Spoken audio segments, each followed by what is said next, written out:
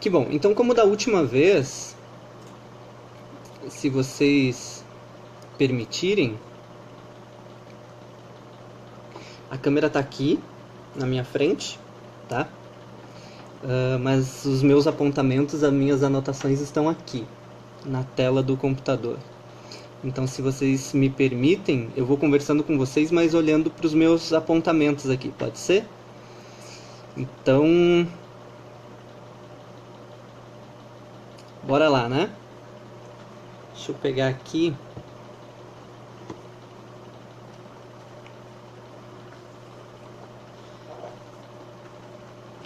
A minha Bíblia. Eu vou ler com vocês. Da outra vez eu usei King James. Eu vou ler com vocês dessa vez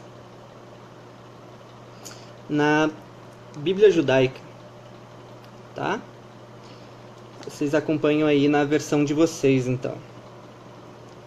Certo? A leitura lá do Evangelho segundo São Mateus, capítulo 27, e nós vamos ler dos versículos 11 ao 24, tá?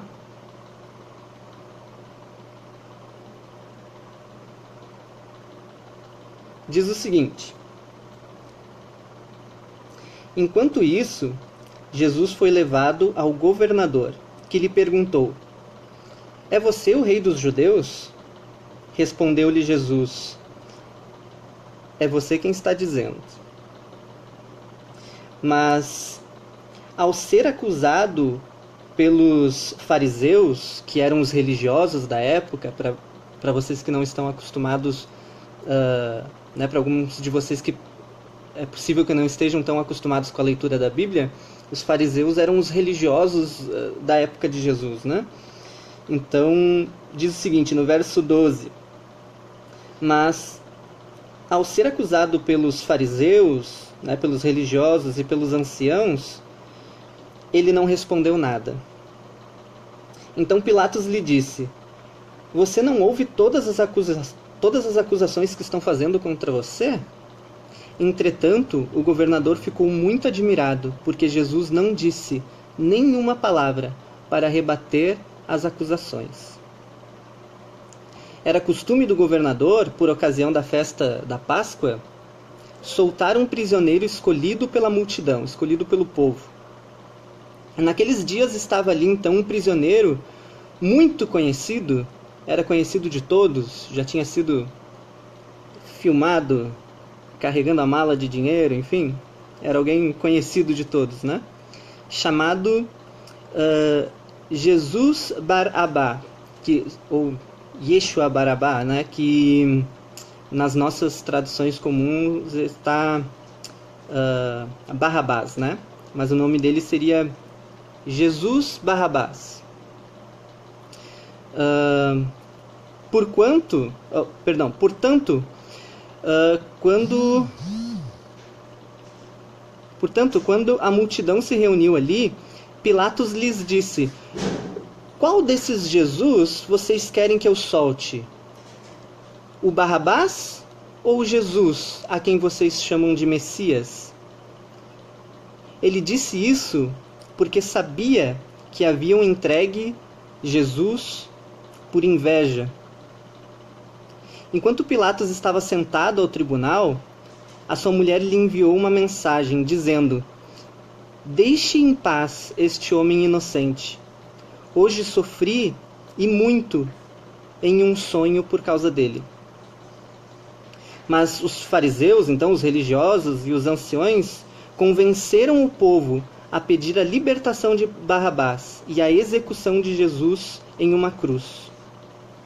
Qual dos dois vocês querem que eu solte? Perguntou o governador. Barrabás, respondeu a multidão.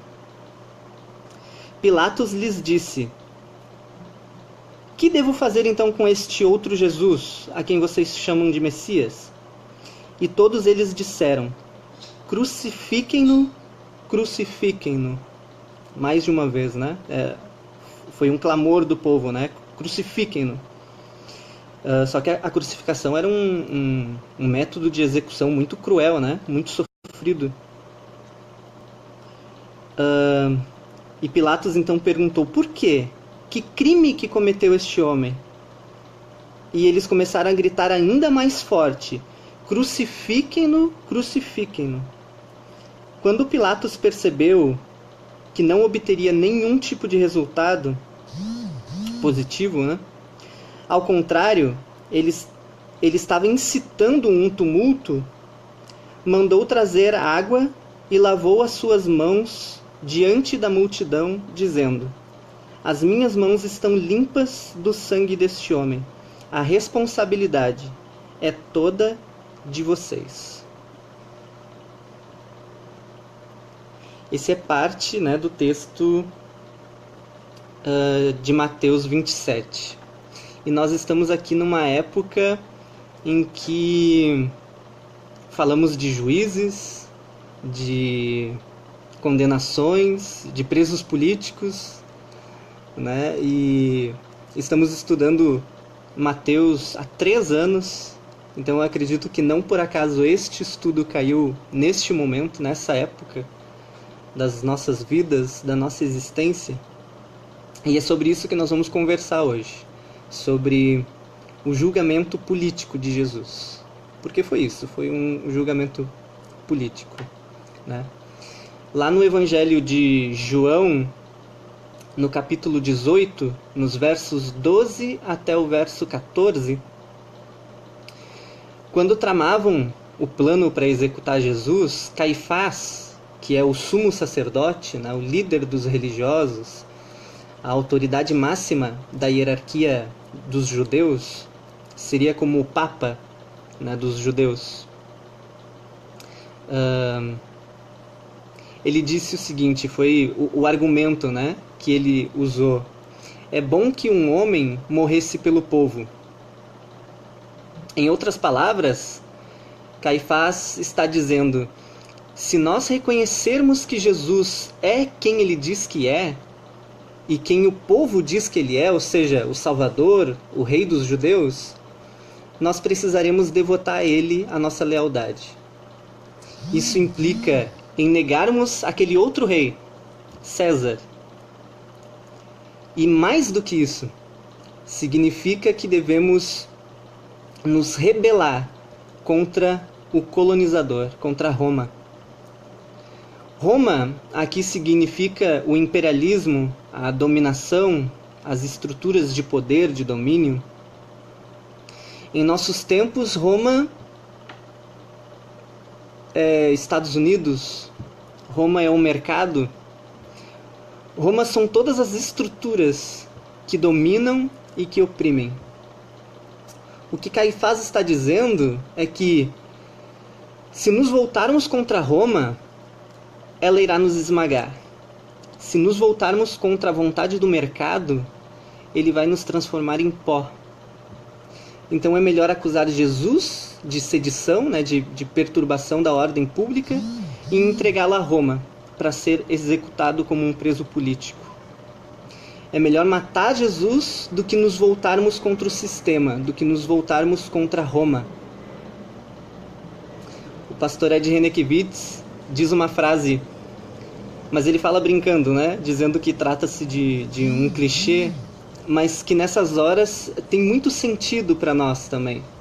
Ele diz: é fácil andar com Jesus estampado no peito, difícil é ter peito para andar com Jesus.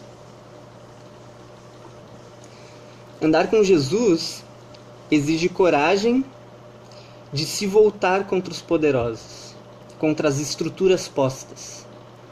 Em determinados momentos, para tomar partido ao lado de Jesus, é preciso considerar que isso implicará em perseguição, linchamento, perdas sociais. E por perdas sociais eu digo amigos, parentes, relacionamentos amorosos, enfim. É fato que muitos cristãos já morreram em razão da sua fé. A verdade é que seguir Jesus é um caso de vida ou morte. Quem deseja um caminho de conveniências, um caminho fácil, um caminho que não exige posicionamentos, rompimentos, ou que não exige nenhum tipo de sacrifício, que procure outro senhor, então, a quem servir. E provavelmente encontrará o próprio ego e servirá a si mesmo. Pois como diz lá como diz C.S. Lewis, né, o cristianismo é a história de como um rei, por direito, desembarcou disfarçado em sua terra e nos chama para tomar parte numa grande campanha de sabotagem. É disso que os judeus estão acusando Jesus, de um projeto de poder, de um plano de sedição para incitar o povo contra os poderes postos, contra César e contra o Império Romano. No Sinédrio, que era uma espécie de tribunal religioso dos judeus, Jesus foi acusado de blasfêmia. Mas como Roma não interfere nas questões religiosas das suas colônias, os líderes religiosos, não sabendo mais como destituir Jesus da estima e da simpatia do povo, o transformam em um criminoso político. De forma pérfida, levaram a sua acusação a Pilatos, governador da Judéia, dizendo que Jesus reivindicava para si a posição de Messias, ou seja, de rei dos judeus, e que admitir isso dentro de uma colônia romana era o mesmo que questionar o lugar de César. A discussão saiu então do âmbito da espiritualidade, do âmbito da religiosidade, e ingressou no âmbito político. Jesus foi levado então para um tribunal político, o tribunal de Pilatos. Jesus reivindicou seu senhorio sobre todas as nações da terra, não somente sobre Israel. Ele é filho do Deus vivo, Senhor de toda a criação. E essas afirmações, elas têm também profundas implicações políticas. Porque quando Jesus diz que ele é o Senhor de tudo, isso inclui também ser Senhor de César e ser Senhor de Roma. Os líderes religiosos conseguiram, então, a partir deste discurso, convencer a multidão a escolher Barrabás e mandar crucificar o Cristo. Podemos lembrar, nessas horas, o quão equivocado é aquele ditado que diz: a voz do povo é a voz de Deus. Muitas vezes, a voz do povo, na realidade, é a voz dos líderes religiosos, é a voz dos políticos manipuladores, é a voz de uma mídia golpista, é a voz da conveniência, das trevas, do mal. O espírito da democracia não é razoável neste momento.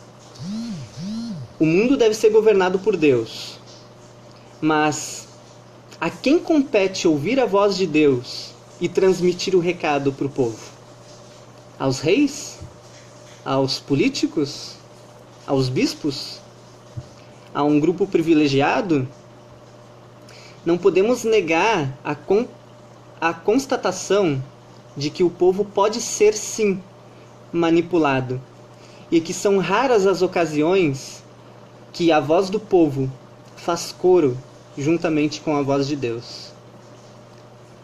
Os religiosos devem ter dito ao povo aqueles mesmos argumentos que a gente ouve hoje, que Jesus era contra a família tradicional, contra a tradição, que ele blasfemava contra Deus, e que ficar ao lado de Jesus era ficar contra Deus.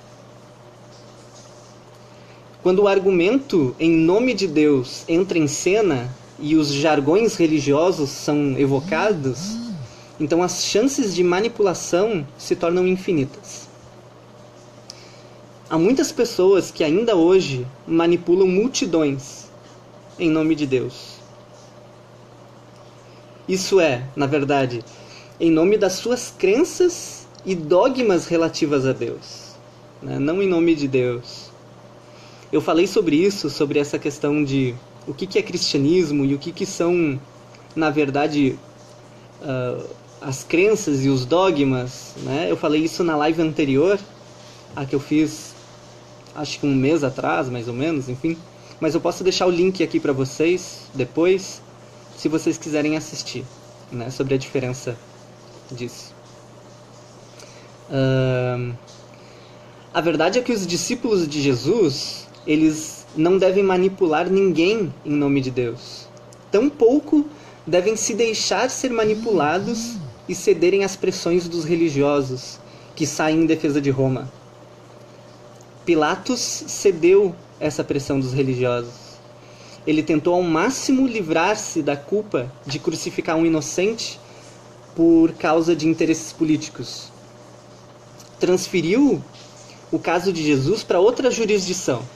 Foi a primeira maneira que ele teve de tentar se livrar dessa culpa, né? Transferiu o caso de Jesus para outra jurisdição ao enviá-lo para um interrogatório com Herodes.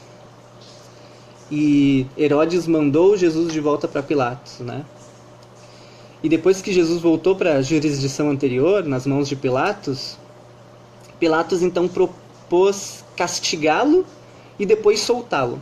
Mas o povo não se contentou com esse tipo de condenação. Depois ele tentou apresentar um prisioneiro alternativo, achando sinceramente que se fizesse o povo ter que escolher entre Jesus e um homem comprovadamente criminoso e perigoso, o povo optaria por livrar Jesus. Mas isso também não aconteceu. E a última forma de Pilatos, então, tentar se livrar da culpa, por fim, Pilatos lavou as suas mãos e se isentou. Se isentou da culpa, né? Pilatos é um exemplo de terceirização da responsabilidade da culpa. Como se pudéssemos nos omitir diante das injustiças simplesmente lavando as mãos. Não existe neutralidade. O reverendo Desmond Tutu, da Igreja Anglicana, Dom Humberto, acho que está assistindo aí, eu vi ele comentando alguma coisa, ele diz que não há lugar para a neutralidade. Quando você diz que é neutro em relação a uma injustiça ou opressão, você decidiu apoiar então o status quo do injusto. A história não poupou Pilatos. O credo apostólico fez o registro dessa culpa. O credo apostólico é um dos mais antigos e fundamentais documentos da fé cristã e declara a seguinte frase a respeito de Jesus: creio em Jesus Cristo, seu único Filho, nosso Senhor, que foi concebido pelo poder do Espírito Santo, nasceu da Virgem Maria, padeceu sob Pôncio Pilatos, foi crucificado, morto e sepultado, desceu ao Hades e ressuscitou ao terceiro dia. E por aí segue, né? Pilatos tentou, mas não se livrou da culpa. A história fez o registro das suas mãos lavadas. E note que